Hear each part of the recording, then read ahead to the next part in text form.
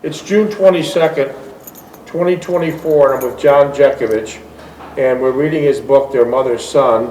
We're on chapter 3, and we're picking up where the first part left off, where he's getting ready to get on the bus, and he was just drafted and go into the service. Going on the bus to Buffalo, yeah. Yeah.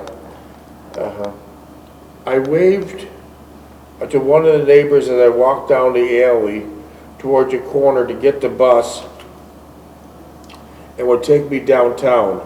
The second bus The bus took me to New York. No, the train took me to New York.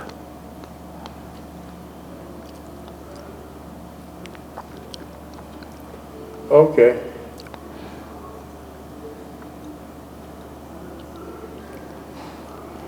I snapped. I waved to the neighbors and they said goodbye.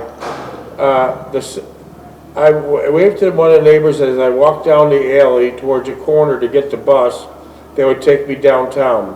The second bus then would take me to the train terminal, and the train would transport me to the induction center on Long Island. In the confusion and trepidation in leaving the morning, I forgot to eat something for breakfast, and my stomach was starting to growl. I was dismayed and forlorn, and was leaving home for the first time in my life. I did not know how to deal with it completely. I felt as if I was deserting and abandoning the very people that depend on me. They were counting on me for support, and I was letting them down. I realized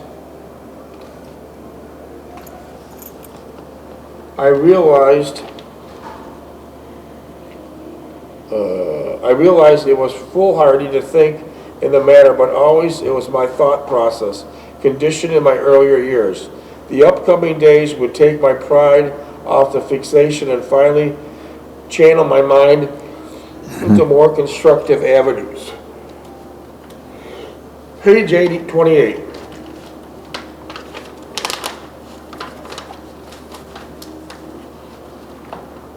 There were no confusion in the journey to the induction center, as there are military people at the bus station and at the train station directing all concerned parties to their designated areas. Within a period of just 2 hours from leaving home, I was sitting in a compartment of a troop train waiting for the final boarding of the remainder of the new inductees, all heading to the induction center on Long Island. Boy, that didn't take long. You just left the house, and within 2 hours, you're on a troop train. Yeah. It was like instantly Yeah, in the induction service. center, yeah. Instantly in the service. And 2 months later, I was overseas. Yeah. Yeah, well, 19, that's what they wanted. Yeah. 33, they wanted 33s. The train ride to the center was mostly uneventful, but a new experience for me. I'd never been on a train before. Also, I'd never been in the midst of so many people, all young draftees. At one time, there was a group of 4 or 5 playing cards, common sight I would see constantly throughout my Army days. So the Army guys played a lot of cards, huh? Say again? Soldiers played a lot of cards. They played cards. Oh, yeah, that was big. Down the train they were playing cards. They were playing for money, too. Yeah. Also small gatherings of future soldiers talking and joking about their expected experiences they had reached ahead of them. But mostly, the majority of the young men like me were sitting quietly looking at the passing scenery from the train window and contemplating their new lives, which would be thrust upon them quite by accident. Minutes? 25. Yeah, they were inducted in the Army. When we arrived at our final destination about 1900 hours, it was already dark outside. As we were detrained, I could feel the dampness of the cold wind whipping off the ocean. We were hurriedly arranged in some kind of formation, and the eye could see our guide shouted to us to drop our belongings on our assigned bunks and fall out straight away. There was a sense of constant urgency, what I discovered later to be the Army's way of conducting Camp Breckenridge. its business.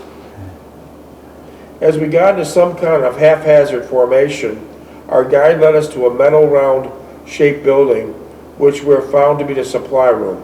At this location, we were giving government-issue GI clothing, a fatigue shirt and pants,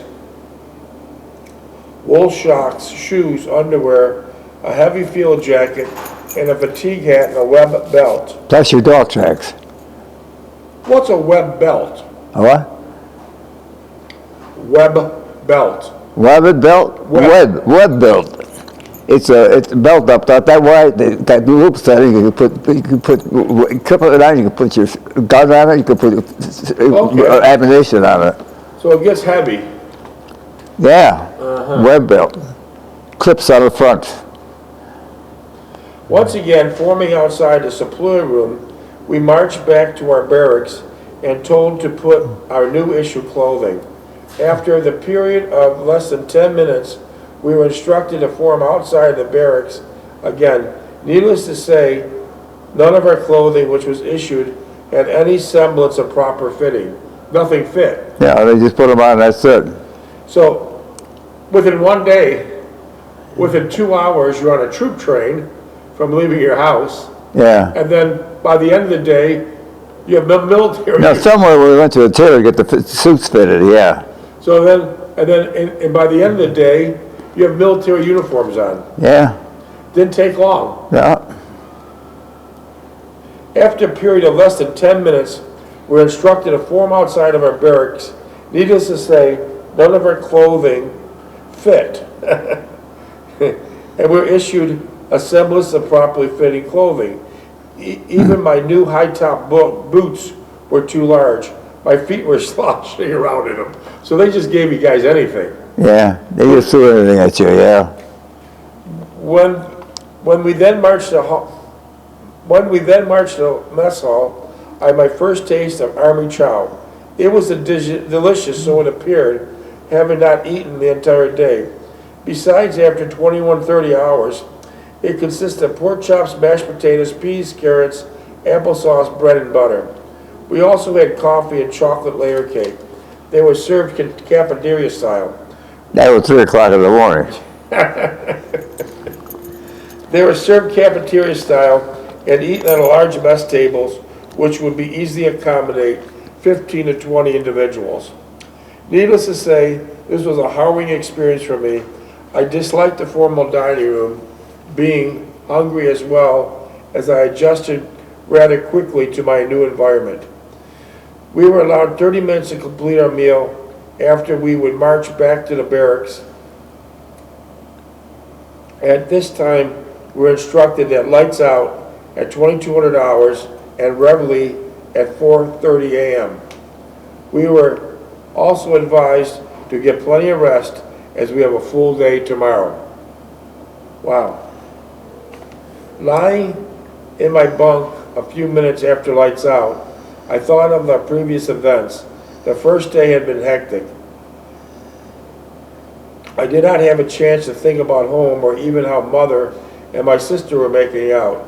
Everything was new to me, and I imagine for everyone else here. For a moment I thought about what I'd be doing at home at this time. Probably reading or listening to the radio, or just relaxing before bed. I wondered if they had run into any problems at home, as it turned out colder during the night. The barracks were warm and cozy. Luckily, since we slept in our underwear, there was extra OD blanket. It was not needed. As I thought about home and listened to the snoring from several bunks away, I fell into a sound sleep. It was as though it was a few minutes from the time I fell asleep until the time I awakened by the thrill of whistling blasting up and down the aisle of the barracks. All the lights were turned off instantly, and as I looked out the window, I could see nothing but utter darkness. It was 4:30 a.m., and I witnessed my first reveille in the Army. After getting dressed quickly, the GI's clothes were still awkward to put on as well as wear. We were ushered out in front of the barracks into some kind of formation. As our names were called out, we immediately answered as we checked as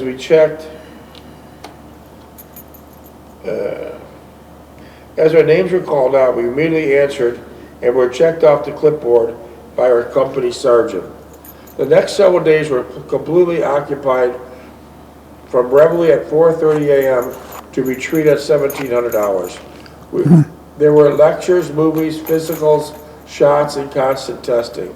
Somewhere in the chaotic schedule, we managed to trip to the post barber shop for a GI haircut. This alone was a newly acquired clothes, completed to our transformation from civilian to soldier. Any kind of testing made me apprehensive, especially the Army's method. We were given the usual reading and mathematics test, but tests I was entirely unfamiliar with, which had to do with optical illusions, ink blots, multiple choice questions related to all types of different situations, what I referred to as what-if questions. Generally must have taken 15 to 20 hours of very mental and manual dexterity tests.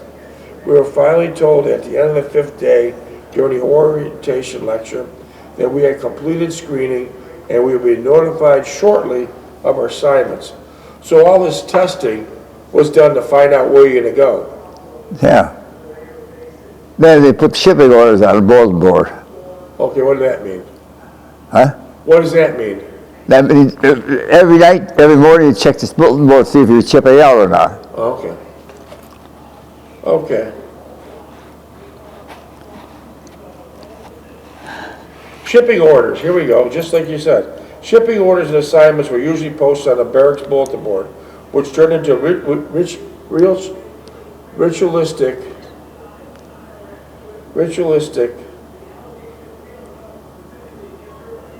event for everyone concerned. Finally, at the end of the 6th day, our first shipping order was posted on the bulletin board. As I scanned the order with 15 to 60 names on it, I did not see my name among those listed. I immediately thought the worst. They were waiting to ship me out to a dark post in the deep south or to the North Pole. You thought they were to send you to the North Pole? They were? Your name wasn't on the list, so you thought they might send you to the North Pole? The West Hole? North Pole. It says right here, I'll read it again. As I scanned the bulletin board with about 50 to 60 names on it, I did not see my name listed. I immediately thought the worst. They were waiting to ship me out to some dark post in the deep south or to the North Pole. No, you know what they did? They left me over. I was taking care of the stoves in the barracks. Okay. I did that for 3 weeks, and then they shipped me out. Okay. The next morning, those people on the shipping list were preparing to leave right after breakfast. We found out their destination was somewhere in the state of Mississippi. After breakfast, and since this was nothing on the schedule for us that morning, I decided to ship my civilian clothes back home. How do you ship your civilian clothes back home? They do it for you? Your clothes you're going to send back home. Yeah. Just give them a box and the Army would send it for you? I went to the post office in the camp there, and they shipped it out free. That was U.S. government. Along with a letter to my mother and sister about my experiences to date. I did not include the money belt in the package. I finally disposed of it in a rather oblique manner. Returning from the post office, I noticed there was a new shipping list on the bulletin board. It was the same length as the previous one, about 40 or 50 names on it. Again, my name was not on it. The following morning, the men on that shipping list were preparing to leave for a new assignment. As before, we were told that this group is being shipped to the state of California. That's not good. Yeah, they're going to the Pacific. Yeah. Yeah. Because if you're going to California, you're going to go to Pacific. and there was a strong possibility they would eventually wind up in the Pacific Theater of Oh, Operations. Jesus. I was lucky, boy. I did not relish his groups eventually, as I did not care for the Pacific. You think if they sent you to the Pacific, you probably would not be here today? No? It was brutal. Yeah, it was brutal. Those stupid Japanese. Bulge was no picnic. Battle Bulge was brutal also, but you know about all the Japs in the holes and the tunnels. Yeah. You probably would have never came out. And it's altogether different climate, too. Yeah. At this point, it's time where there are almost 15 of the men left in my barracks out of a possible 175. So here we go. 175 men in the barracks. Everyone's shipped out, but you're still there. But I was doing KP on the stoves. I kept the stoves going in the barracks. Okay. I did that for 2 weeks. That's what held me back. Okay. The same was true for the other two barracks made up of companies. As we talked about our fortune or misfortune at the tail of shipping out, one person reiterated the Army saved the best for last. So someone said they saved the best for last. Yeah. That evening, the final shipping order was posted. It encompassed all our remaining names. As I looked over it, I noticed something I had not seen on a previous list. After my name and all the other names on the shipping order were several letters. The letters following my name were T and X. Others had letters of A. Also, the bottom of the order was a single closing letter. A also at the bottom of the order was a single closing sentence. Shipping to be delayed into further notification. All of us knew completely justified as to what it all meant. The next morning, while instilling formation for Reveille, we were told to report to Post Theater at 900 hours for informational meeting, at which time relative questions would be answered regarding our placement. I did not know what to expect, but the only thing I was positive of was my instinct told me that the remaining group, which I was part of, had the look of an A students, referring back to my junior high school days. At the informational minutes, at the informational section, we were told they were part of a larger group 12. Group forming and waiting for shipping to the Army Air Corps. Army Air Corps. What could you tell me about the Army Air Corps? Yeah. What's about that? I don't know. What is the Army Air Corps? The Army was, the Air Force was with the Army. They didn't separate until during the war. So it was the beginning of the Air Force. Huh? It was the beginning of the Air Force. It was the beginning of the Air Force. You were in the Army Air Corp. Well. Is that what it was? Huh? What did you do in the Army Air Corps? Army Air Corps. It says Army Air Corps. They had me set up for 17s. I went to Kansas on the longest runway there, and I was flying the 17s back and forth on the runway, stop and start, stop and stop, stop and start. And then they got tired of me. They set me in 30th Street, sent me back to the infantry. But you were training as a pilot. They said we got more flyers than GIs. Okay, so at that time, They were training when as a you were at the pilot. Army Air Corps, you had too many flyers, and we need infantrymen. Yeah. So they switched it around. Yeah. What did you think of that? Well, I thought I had a good deal on flying. I thought I liked the 17s. But I know it's going back to 33. They needed 19-year-old guys in the combats. What is 33 again? 33 is your code number for where you're going. Oh. 33 was your unit number. Okay. If you want, you can put your keys in a postcard on that table. Yeah. Why carry it? You can put it on that table right there. Huh? You can put it on that table so you don't have to carry it. Yeah, they put that postcard in that book too. Here. I'll put it with your other postcards. 33 was code for destination and everything, yeah. Breckenridge. Also in a letter subsequent to our names, they designated our training classification, hence the T stood for pilot, light heavy bombers, and the X related to bombers, light heavy bombers, and the A to navigator, light heavy bombers.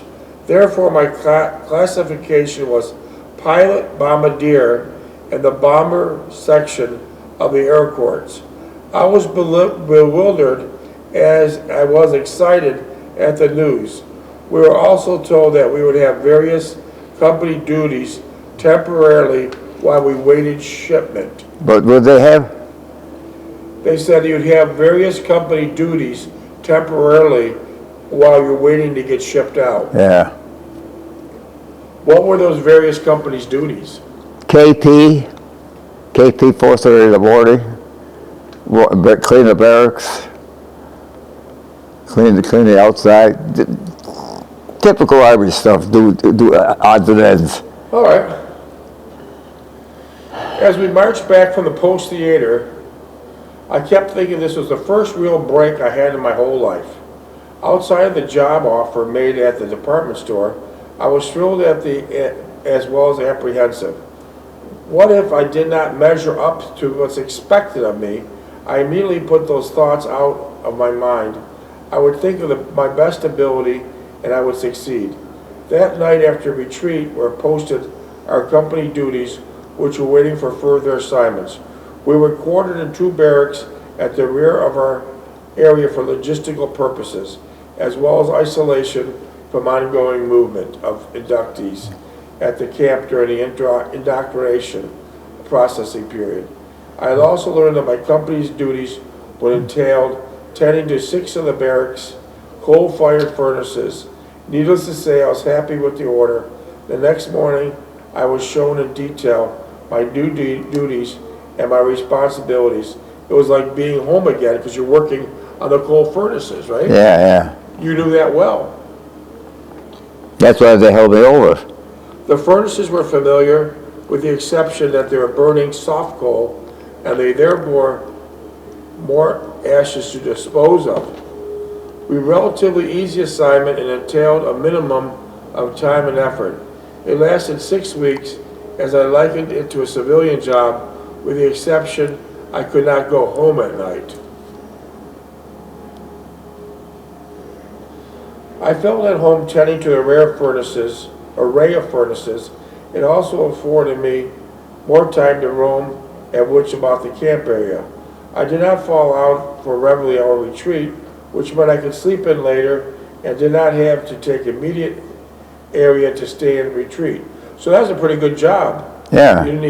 You're pretty much on your own. I did not make many friends while at this camp, since it was such a transient type environment. People were coming and going constantly to our barracks for ASTP, Army Specialized Training Program. ASTP, yeah. ASTP. 6 minutes. ASTP, yeah. Army Specialized Training Program. Air Corps personnel, signal, medical, and ordnance people, through their numbers, were fewer than the larger contingent of the Air Corps people.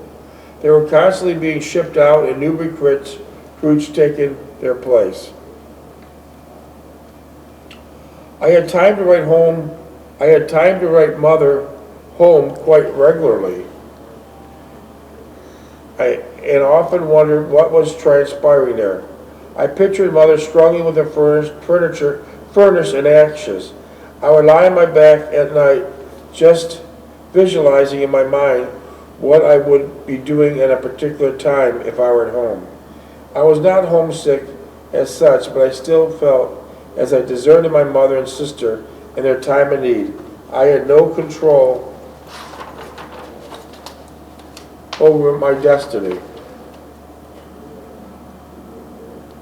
At this time, no matter what my feelings were towards my sense of duty at home,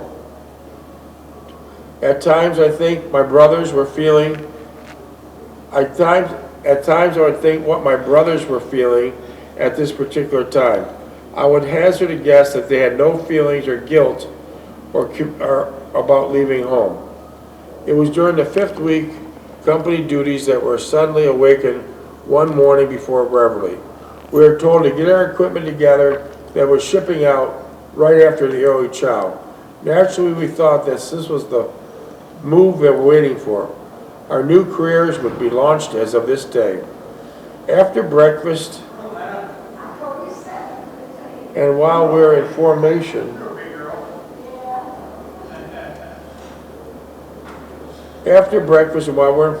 outside the barracks, waiting to board 6x6 military trucks, we're told the startling news that all of our plans have been canceled. All plans canceled. We are no longer assigned to the Army Air Corp and would be dispersed into various other units, none of which would be the Air Corps. I felt a pang of disappointment and a sense of chagrin, and I had been deprived of another opportunity. I felt worse. We were told that in all probability we would be transferred to a ground combat unit. Yeah. Breckenridge. As we rode the trucks to the train depot, they were engrossed in our own thoughts, wondering what happened for the Army to make such a complete turnaround decision. It was not until several weeks later that we learned the reason for the change in plans. The Allies were planning a big invasion in Europe, and we needed all the ground troops they could get. Naturally, we're not told that we would go or would be attached to. As the troop train pulled out of the post depot, I noticed that most of us together, there was some consolation that I was not to be dropped into some provisional company awaiting assignment as a replacement. On the train all day and night, and almost the second day, did you know we were going at this time? No. They didn't tell you. They didn't tell me nothing. All that I was aware of that we're on a traveling southerly direction, and the snow on the ground was disappearing. Oh, wow. So they didn't tell you. They just said, get on the train, you're going. The what? They would just say, get on the troop train, you're going. You didn't ask questions. Yeah. You didn't say, where am I going, right? Yeah. You wouldn't ask them where you're going, right? No. You just get on the train and you go. Just go. You stay on a shipping orders, you go. And if you asked them, what would they say? Nothing. They wouldn't respond. And get back in line. Yeah. Get back in line, yeah. Yeah. I noticed that most of the snow was disappearing. I was not to be dropped into some provisional company. We're traveling in a southerly direction towards a train of the window 6x6s lined up to transport us. As we detrained, it was a pleasantly warm outside compared to the cold climate we left behind. From all appearances, this was a huge Army installation. As we drove through the encampment, we observed that it made up mostly of permanent stone brick structures, not the usual wooden type barracks. It had a pleasant, almost dignified aura about it. I felt as if I would like to be there. We were at Fort Sam Houston in San Antonio, Yeah, Fort Sam Houston, Is that a yeah. nice place? Yeah, a nice place, yeah. I wonder if Fort Sam Houston's still there. Oh yeah, it's an army depot. It is. When, It is located in the southeastern part of the state, not far from the Mexican border. It was founded in 1879 and was primarily a small encampment for Spanish troops based there to protect their missions and colonists. Later, the Mexican troops took over the garrison when Mexico secured its independence from Spain. Then in 1836, the site became a historical significance with the Battle of the Alamo between Texas and General Santa Anna's Mexican Army. After the Mexican War, the depot served as the Department of Air Army's headquarters. Troops were quartered in the barracks in the facility of the military plaza and the Alamo. In May 1870, the city of San Antonio donated 40 acres to the government for a permanent post in the southeast section